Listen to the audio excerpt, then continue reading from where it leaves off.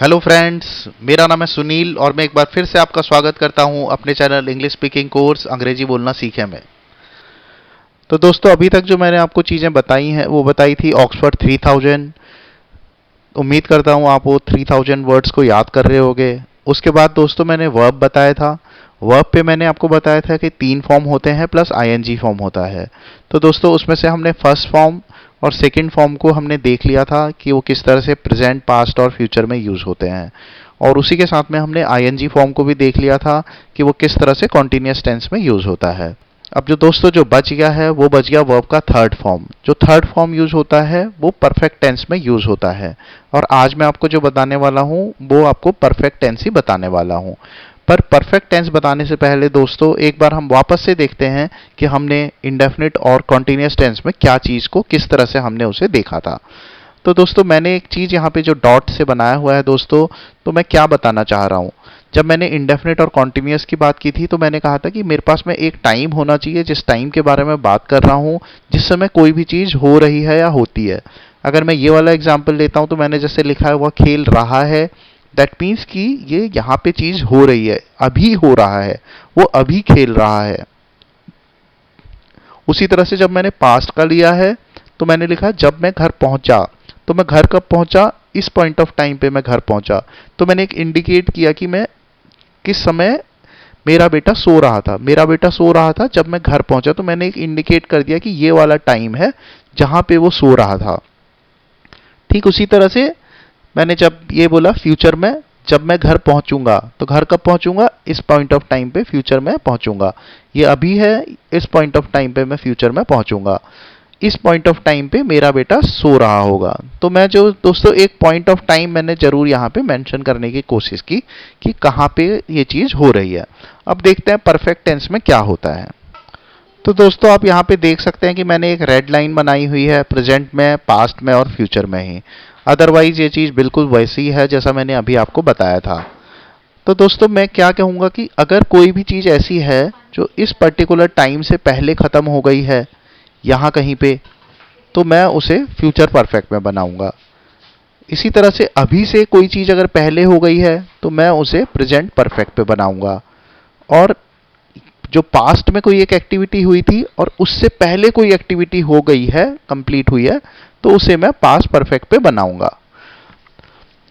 तो दोस्तों उम्मीद है आपको समझ में आ रहा होगा कि हमें कैसे बनाना है। जैसे अगर मैं बोलता हूं कि मैं खाना खा चुका हूं, तो दैट मीन्स मैंने खाना अभी से पहले खा लिया है, तो माई फूड इज ओवर। इसको समझाने के लिए दोस्तों मैंने एक स्टोरी सी क्रिएट की है। मैं भी आपको वो स्टोरी बताता हूँ और उसे हम थोड़ा सा एक एग्जाम्पल सा लेके उसमें सीखेंगे कि किस तरह से चीज़ें, कब हमें प्रेजेंट परफेक्ट, फ्यूचर परफेक्ट और पास्ट परफेक्ट को यूज़ करना चाहिए। एट द सेम टाइम दोस्तों मैंने यहाँ पे रूल लिख दिए हैं आपके सामने। तो रूल जो है वो बहुत ही सिंपल है। परफेक्ट टेंस में हम वर्ब का थर्ड फॉर्म यूज़ करते हैं। अगर प्रेजेंट होता है, सिंगुलर के साथ में हैज आता है, आई यू और प्लूरल के साथ में हैव आता है।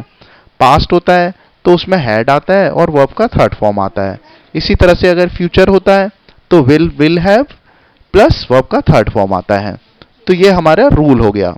तो दोस्तों यहाँ पे मैंने एक बिल्डिंग बनाई हुई है। आप ये समझ लीजिए कि आप इस बिल्डिंग में रहते हो और ये आपकी मदर हैं जो विंडो से बाहर को देख रही हैं। तो दोस्तों आपकी मदर देखती हैं कि विंडो से बाहर जब देख रही हैं तो आपको उन्हें दिखाई देता है कि कोई चोर जो है वो बिल्डिंग में घुस रहा है। तो वो इमीडिएटली आपको बताती हैं। जब आप भी देखते हो कि कोई चोर आया हुआ है तो आप सीधा इमीडिएटली पुलिस को फ़ोन करते हो। अब दोस्तों जब आप पुलिस को फ़ोन कर देते हो तो पुलिस की गाड़ी आ जाती है। पर इससे पहले ही चोर को समझ में आ जाता है कि कुछ गड़बड़ हो रहा है और वो पहले ही, इससे पहले कि पुलिस की गाड़ी पहुंच पाती, चोर भाग जाता है। अब जैसे ही ये होता है तो पुलिस पहुंचती है और पुलिस आपसे पूछती है कि भाई चोर कहाँ है, वेयर इज द थीफ। और आप बोलते हो चोर तो भाग गया है। चोर भाग गया है, तो ये हम क्या बात कर रहे हैं। अब हम क्या कह रहे हैं दोस्तों, अभी ये मेरा प्रेजेंट है, इससे पहले ही चोर भाग गया है। तो दोस्तों इसी चीज के बारे में मैं बात कर रहा था कि अभी से पहले जो है वो चीज कंप्लीट हो गई है। तो चोर जो है अभी से पहले कहीं पे भाग गया है और हमारा पूरा फोकस इस बात पे है कि चोर भाग गया है। तो इसे हम प्रेजेंट परफेक्ट पे बनाएंगे। तो इसका क्या आंसर आएगा दोस्तों, आप ट्रांसलेट कर खुद ही कर सकते हैं। तो इसका जवाब आप देते जो प्रेजेंट परफेक्ट में होता, the thief has run away.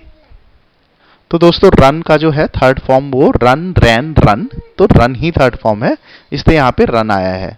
तो आप इसे फर्स्ट फॉर्म से कंफ्यूज मत होइएगा, ये थर्ड फॉर्म ही है। अब एक बार दोस्तों इसी सिचुएशन को हम फिर से और देखते हैं कि अगर हमें फ्यूचर परफेक्ट बनाना होता तो वो कैसे बनता। तो देखिए, चोर चोर आया, आपकी मदर ने देखा, आपको इन्फॉर्म किया, आपने पुलिस को कॉल किया।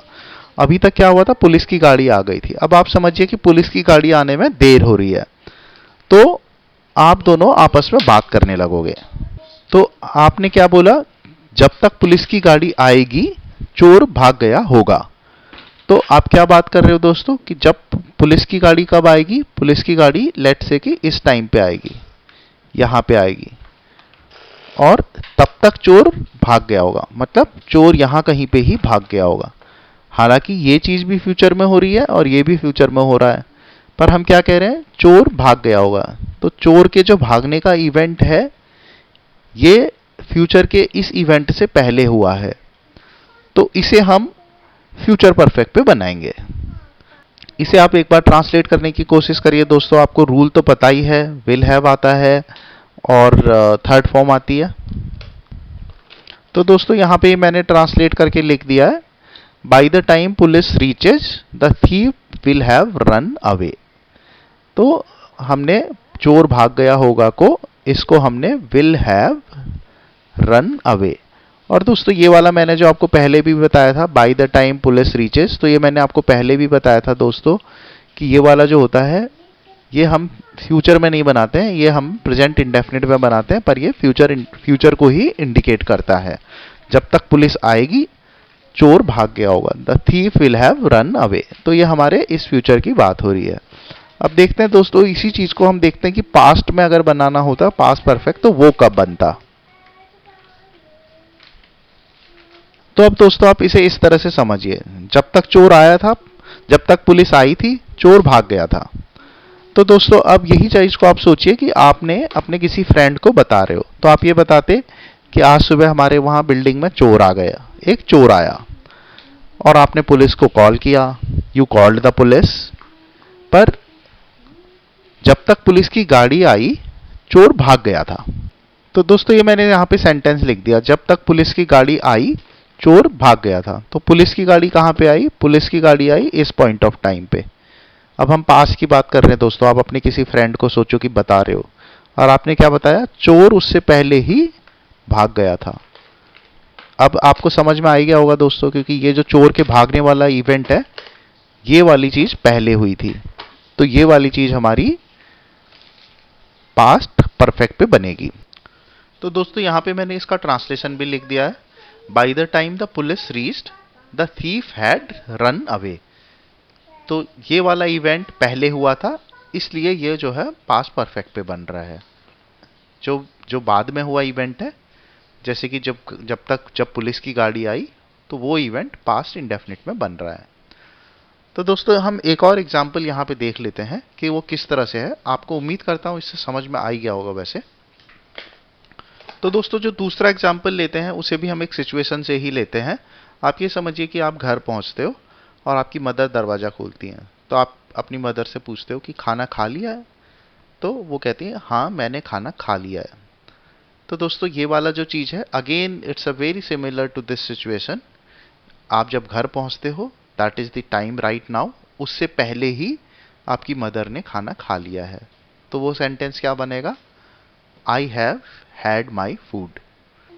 तो दोस्तों जो पास्ट में बनेगा, जैसे मैंने यहाँ पे बनाया है, जब मैं घर पहुंचा मेरी माँ खाना खा चुकी थी, तो मैं घर पहुंचा at this point of time, और मदर ने खाना खा लिया था at this point of time. तो आप देख सकते हो जो खाने खाने का एक्शन था वो पहले हुआ है, तो जो माँ खाना खा चुकी थी ये जो है हमारा बनेगा ये पास्ट परफेक्ट पे, और ये वाला बनेगा जब मैं घर पहुंचा, ये पास्ट इंडेफिनिट पे बनेगा।